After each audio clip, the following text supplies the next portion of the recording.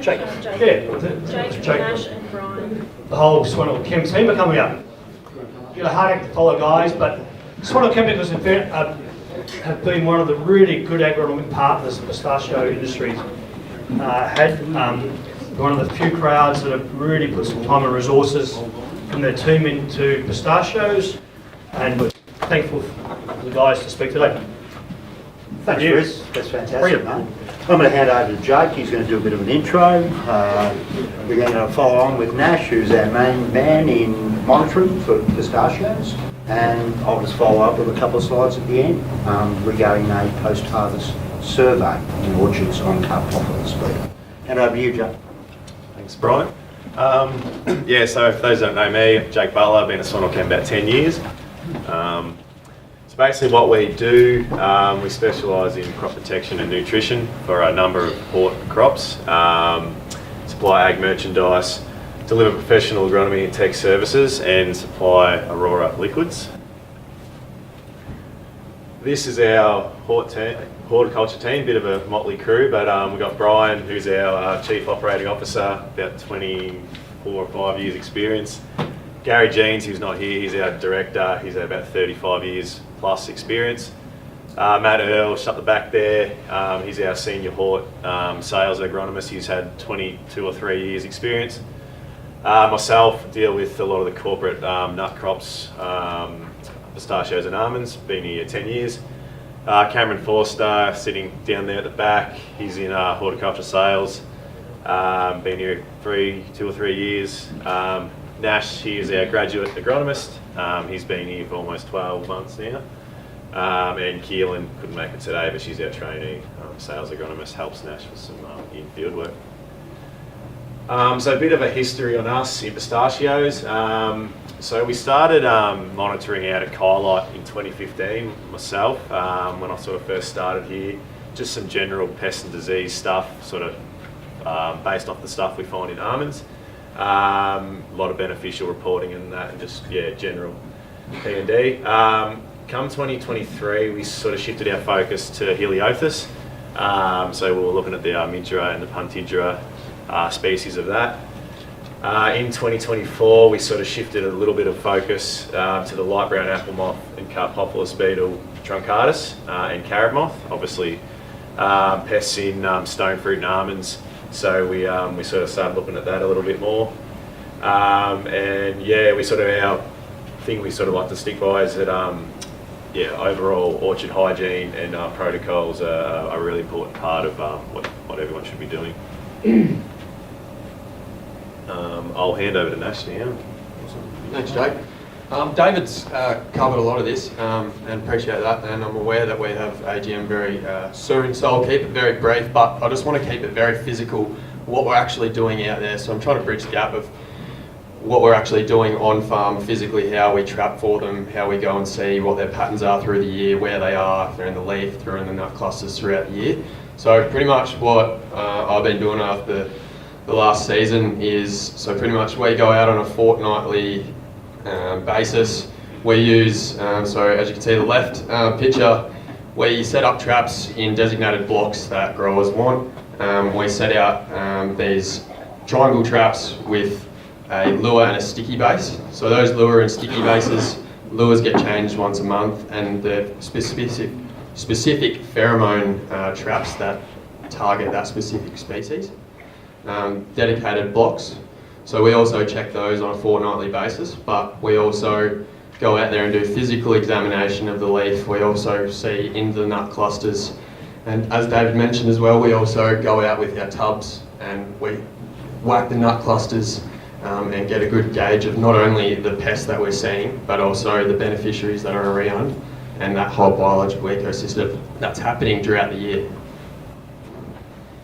So this is just a very, very basic sort of life cycle of white brown apple moth. So you've got your adults, your eggs, your different instars of grubs, your pupae, and back to your adults. This is physically what we saw last season. So there's your adult in the top left next to the lure.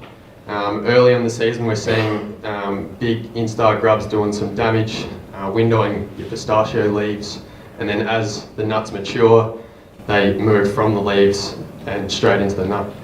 So we're seeing some damage in that. Carob moth, not as damaging as we're seeing with Carpophilus and carob, but with light brown. But we're also seeing them out and about. Physical things that we're seeing, obviously it's a big pest in the almond industry, but last year we also saw, you can see in the nuts that they are actually getting into, the grubs are getting into the nuts as well once they mature. So once again, we're tapping clusters, we're looking at the nuts on the ground, we're looking in the trees, in the nut clusters, having a look. Heliothers, so this wasn't too big of an issue this last season, but the season before is when we first sort of come into contact with these guys.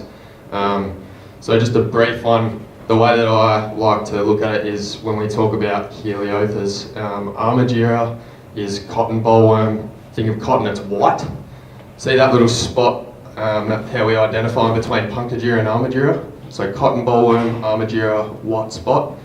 They're very hard to determine between them when they're in the grub stage, but then that's how we can tell the difference between them once they head into adults. Now that's just some of the damage that you can see from them, and once again it's very similar with the grub stage, how we monitor for them. Now Carpophilus beetle, that's another one that we've been seeing roll in.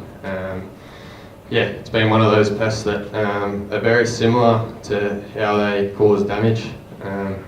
Very new into the pistachio industry, but one thing that we've got to really take some action on. So this is just a photo of sort of the type of damage that you can see after the nut matures. You need to actually have that nut open up, but timing around harvest is very crucial. It's not all doom and gloom. We've also got our beneficial insects out there. I can see firsthand we've got a lot out at various farms.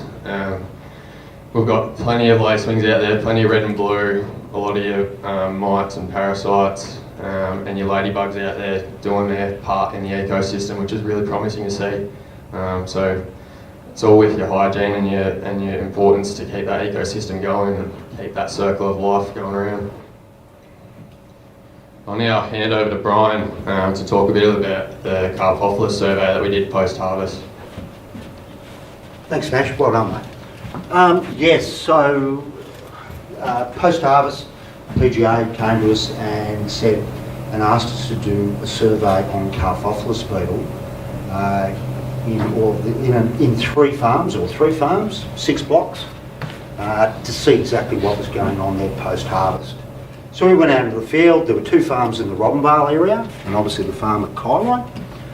Chose two blocks from each of those farms, and we went and collected nut samples both from the ground, from the interrow underneath the trees after harvest, and we also collected nut samples from the trees.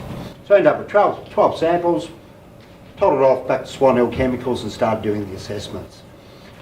What did we find? Well, the first thing that we did was we removed all the blanks. As David said earlier, Carpophilus beetle aren't particularly interested in the blanks. There's not a food source there for them. So we concentrated on looking on any viable nuts. And so, yeah, it'd be fair to say that we got some variation there, all the way from one particular orchard, which really surprised us, didn't have any incidence of Carpophilus beetle in one of the samples that we took. That really surprised us. But the rest, yeah, it was certainly there, and as high as almost 30% in some orchards. obviously variation as you go along. We didn't see a hell of a lot of difference in terms of whether or not the nuts were on the ground or they were in the tree. Quite frankly, they were attacking both in the tree, what you had left on the tree, and also what was falling on the ground. Okay. So really the key takeaways for us is, yeah, there was no evidence of Carphophilus beetle in any way boring through a shell, whether at all. That shell needed to be split in order for them to be in there. And so, we could certainly see plenty of evidence of both adults, larvae, and also damage. Can I ask a quick question? So that survey was of mummies in the winter or at harvest itself? Straight after harvest, Immediately after, okay. Immediately after. This was done in April. Yeah. Did you get the numbers from the processor and how those numbers compared to your numbers? Yes. So initially, the idea was that we would go to one block on each farm which had had some damage from the processor, and then one block at each farm that had no incidents. Okay. Certainly in the Kylite, at the Kylite farm, which I know reasonably well, when it came to post-harvest, what we were seeing in the field, there was equally as much evidence of Carphophilus beetle in the field, in the block that had no damage at the processor, and as the one that had a little bit of damage. So we couldn't really see anything there. Maybe at that one farm in Robinvale that had no evidence on the ground, well then that would be something that we'd have to ask the PGAI about, and whether or not there's a correlation there. Yeah. But we didn't see that at Kylite. So really, the other big watch out for us here, guys, was we found some carrot moth. And we found some carrot moth at one of those farms. A farm in very close proximity to a number of large almond orchards. So that's a real watch out going forward, that maybe this is going to now become your next problem.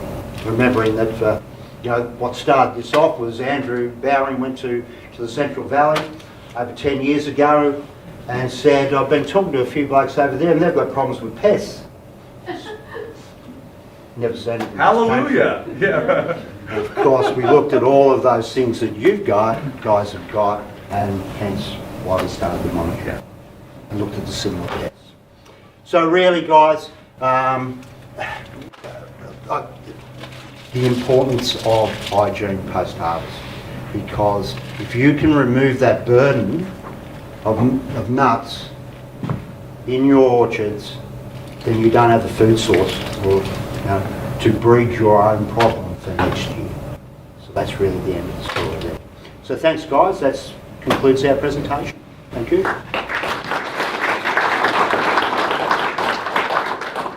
Do we have any questions? Chris Joyce, no questions? Insects? No worries, thank you. Thank you. Obviously very thorough, guys. Thanks to the Swan team.